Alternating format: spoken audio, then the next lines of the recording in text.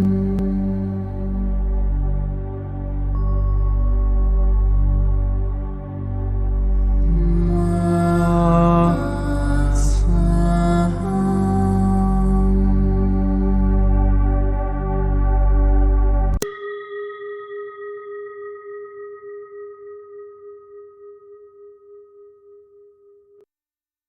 qui suit est la transcription d'un échange entre Mathias de Stefano, désigné ici comme moi, et son soi supérieur, désigné comme je suis.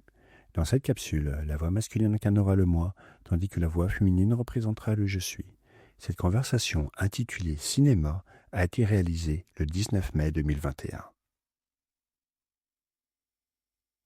Nous construisons notre foyer à partir de la peinture, de la musique, de la littérature, ainsi que de la poésie, de la sculpture, de la danse et de l'architecture. Quel art nous reste-t-il ? Le 7e art, Le cinéma. qui signifie mouvement, en grec kiné. C'est le dernier des beaux-arts à avoir vu le jour. Le plus récent est le seul qui soit contemporain, puisqu'il n'a été expérimenté à aucune autre époque de l'histoire, contrairement aux autres arts. C'est pourquoi cela pourrait nous amener à nous demander s'il fait réellement partie des beaux-arts, même s'il ne fait aucun doute qu'il s'agit d'un art, aujourd'hui à la portée de tout individu disposant d'un appareil de tournage. Personnellement, j'adore cet art qui permet de traduire en images vivantes et animées des idées qui n'existent que dans l'imagination, permettant ainsi de projeter des pensées, des émotions, des sensations, des messages et du divertissement. Il est clair que c'est l'une des formes de communication les plus directes de notre époque. Pourquoi parlons-nous du cinéma au niveau du chakra des chevilles et non des yeux ?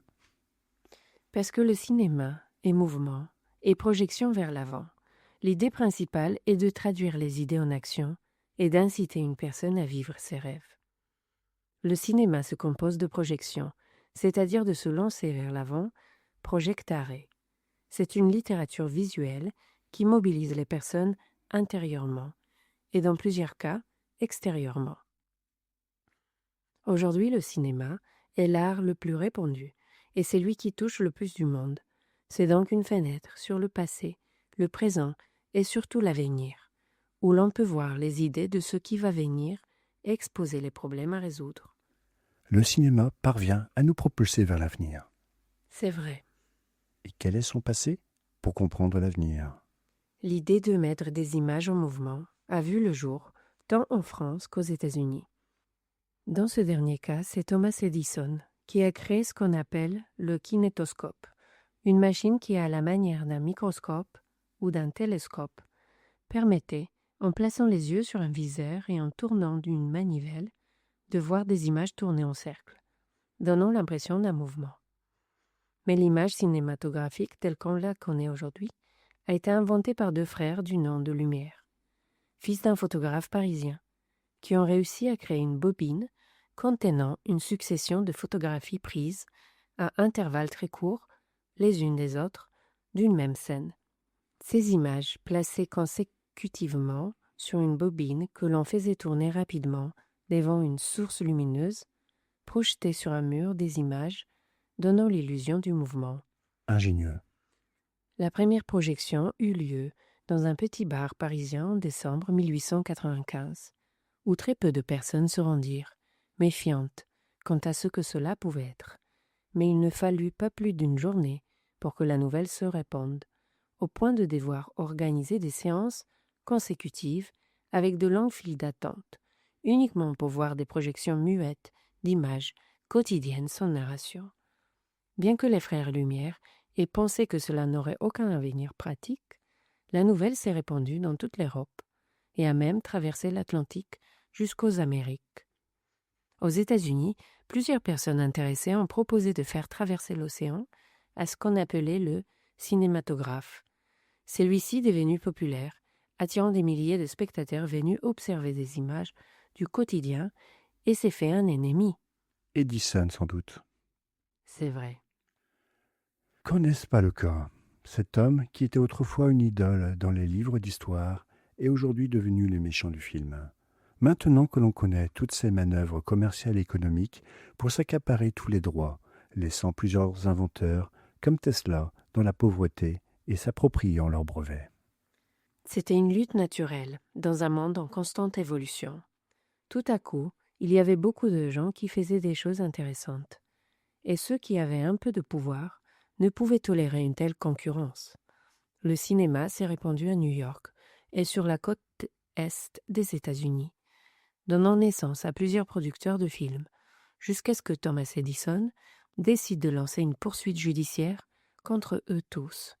Cela a poussé tous les producteurs à s'éloigner de la juridiction d'Edison en déménageant tous vers la côte ouest, récemment pacifiée, ou dans un petit village appelé Hollywood, le bois sacré.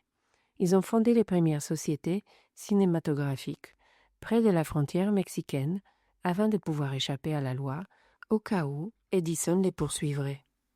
Donc Hollywood et sa grandeur presque magique sont nés de gens fuyant la loi et la persécution d'Edison. Je n'arrive pas à y croire. Ah ah. Toute obscurité a sa lumière, et les lumières d'Edison ont allumé des étoiles sur la Terre. Au départ, le cinéma n'avait pas d'objectif artistique, mais économique. C'était le seul moyen de communication capable d'atteindre les milliers d'immigrants qui arrivaient aux États-Unis sans connaître l'anglais. C'est pourquoi il est devenu un moyen de propagande très important. L'économie et la politique étaient essentielles pour ceux qui dirigeaient cet art encore méconnu. Les acteurs et actrices étaient tous blancs, de type caucasien, et considérés comme des employés permanents des sociétés de production, ce qui faisait que les acteurs eux-mêmes se retrouvaient constamment à façonner le système des stars, naissance de l'idiosyncrasie hollywoodienne. Mais avec l'expansion du cinéma, les acteurs ont commencé à s'unir pour se représenter entre eux et défendre leurs droits. Cela a réveillé l'esprit du cinéma en tant qu'art, dirigé par ceux qui pensaient artistiquement, non pas par ceux qui voulaient vendre, mais montrer, raconter des histoires. Réveiller l'âme du cinéma. Exactement. La littérature a commencé à passer à l'écran, et le théâtre a commencé à être projeté. En combinant ces deux arts, les premiers styles cinématographiques ont vu le jour, qui allaient bientôt se diversifier. Lorsque le premier film en couleur a été réalisé à Londres, amenant ainsi l'art de la peinture sur grand écran. À cette époque, il fallait peindre chaque image à la main, comme cela avait été fait lors de la première projection sonore à l'Exposition universelle de Paris en 1900. Mais ce n'est qu'en 1927, après les modifications apportées par l'ingénieur Forrest à l'adaptation de l'enregistrement sonore sur la bande même, que Warner Brothers rendra célèbre le cinéma parlant, ce qui mettra fin au cinéma muet, en intégrant l'art de la musique à la projection. La danse, la scénographie avec son architecture, tous les arts ont contribué au développement de ce 7e art qui les a tous intégrés, unifiant artistes et ingénieurs de tous les domaines. C'est pour cela que je trouve cela fascinant, car c'est la manière dont le monde peut contempler tous les types d'art. Depuis tout petit, j'ai toujours vu tous mes souvenirs sous forme de films. Je me suis toujours imaginé en train de concevoir ces films pour le monde, et j'ai toujours su que d'une manière ou d'une autre, mes histoires seraient un jour visionnées sur grand écran. Comme j'aime un peu tous les arts, j'ai toujours pensé que l'un des domaines dans lesquels j'aurais aimé travailler, si je ne faisais pas ce que je fais aujourd'hui, aurait été le cinéma. Et ça a failli se passer comme ça. Oui, presque. Et tout ça sans le vouloir. En 2017, après ce que je considère comme un échec sur le chemin du dragon, qui m'a plongé dans une énorme dépression et m'a conduit à un mois d'état autistique, le jour où j'ai dit « je me mets à la disposition de l'univers » car ma volonté n'a pas valu la peine.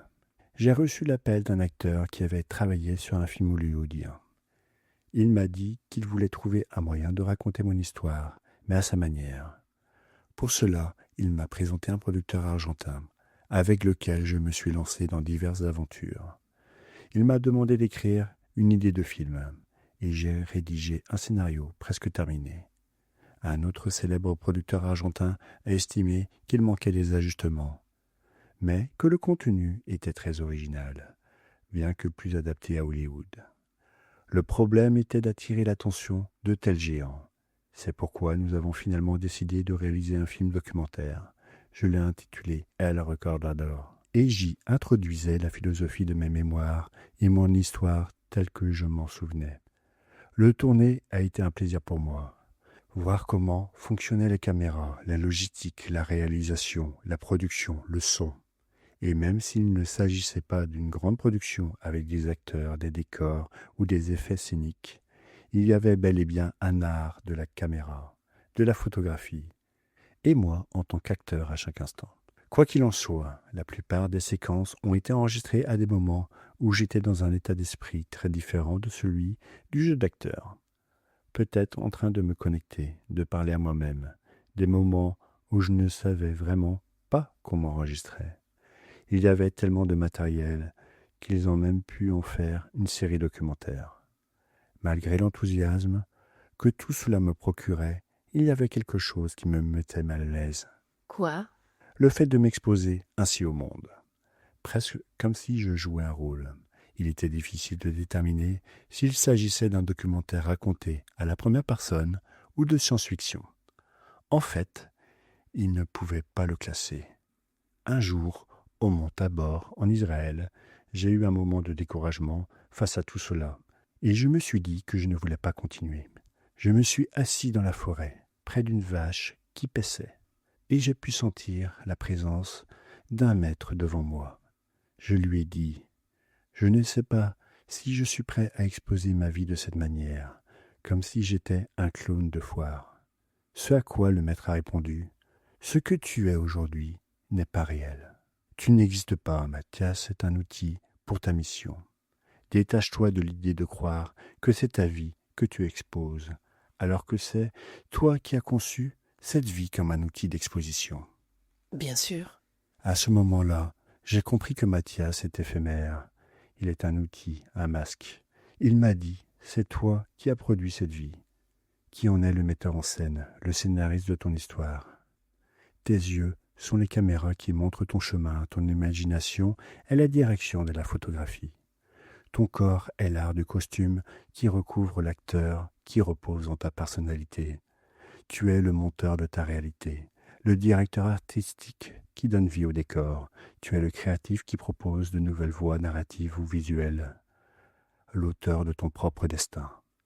Alors, n'aie pas peur de jouer dans ton propre film. Cela m'a rappelé cette image. Quand tu vis un éveil de conscience et que tu te rends compte que tu es tout. Parce que c'est ainsi. La vie est un art, et cet art naît de l'esprit observateur qui se projette lui-même, afin de pouvoir agir sur ce que, par vibration, il a écrit à travers le temps et l'espace. Tu produis ta propre performance, et en toi réside la capacité d'être créatif, scénariste et réalisateur de cette réalité. La vie est comme un immense plateau de tournage où chaque individu joue un rôle. Essaie d'imaginer ta vie comme si elle était filmée, avec des bandes sonores en fond. Tu es un personnage dans l'histoire que tu as écrite. Limiter le potentiel artistique de ta personnalité par peur, c'est ce qui t'empêche de vivre le film de ta vie et qui fait qu'il finit par naître qu'un des premiers films des Frères Lumière, un simple enregistrement de données d'un acte quotidien et monotone. À ce moment-là, j'ai compris que je pouvais donner plus, que de nombreuses histoires vivaient en moi, qu'elles devaient être racontées, et que ma personnalité n'est qu'un outil en mouvement dans le cinéma qu'est la vie. Et je me suis prêté à être filmé. Cela a donné lieu à un magnifique documentaire pour lequel je suis profondément reconnaissant. Le film d'1 heure a été projeté dans plusieurs cinémas, et le documentaire en 13 épisodes a été acheté par National Geographic, où il a été diffusé dans plusieurs pays d'Amérique latine. Cela a fait beaucoup de bruit, ce qui nous a amenés à rencontrer Disney Amérique latine à Miami. Disney voulait présenter mes histoires sur l'Atlantide, raconter mes souvenirs d'autres vies de manière épique. Mais quelque chose s'est produit. Non seulement ils voulaient le raconter à leur manière, mais il y avait des intérêts en arrière-plan qui ne me plaisaient pas du tout. Au-delà du fait que le cinéma soit devenu un art, les producteurs n'en restent pas moins, d'une certaine manière, des entrepreneurs qui doivent vendre une idée et tout acheter. Cela m'a fait découvrir des situations qui ne m'ont pas plu du tout, dans lesquelles, du fait de l'intérêt de Disney pour moi, le producteur de mon propre documentaire a agi dans mon dos en nous montant à tous sur les droits, les contrats et des choses que je ne comprends pas. En apprenant cela, j'ai fermé une porte. Je ne veux pas qu'on me mente. Et ce que je le fais parce que j'aime ça. Ça m'amuse, pour l'art, pour raconter une histoire, et non pour appartenir à un milieu. Ainsi, de manière subtile et aimable, je pourrais dire que j'ai renvoyé tout le monde chez soi, et je suis parti chez moi. Le cinéma s'est arrêté là pour moi, du moins pour l'instant. Les histoires devaient s'ancrer de la même manière que les auteurs et acteurs principaux. Toi, il y avait une autre histoire dont il fallait s'occuper en premier, pour laquelle tu devais t'exposer. Ce chemin. Oui, le Yosoi. Ce chemin te donnera l'énergie pour tout le reste.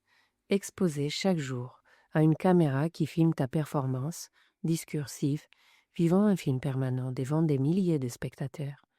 Tu te reconnais comme le producteur, le réalisateur et l'artiste de ta propre réalité.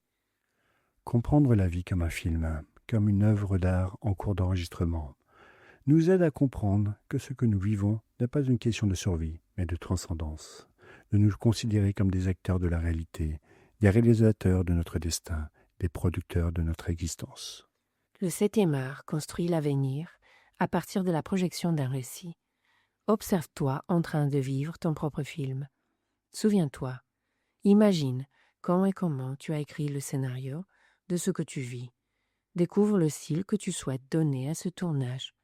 Prends les rênes de la mise en scène de tes histoires.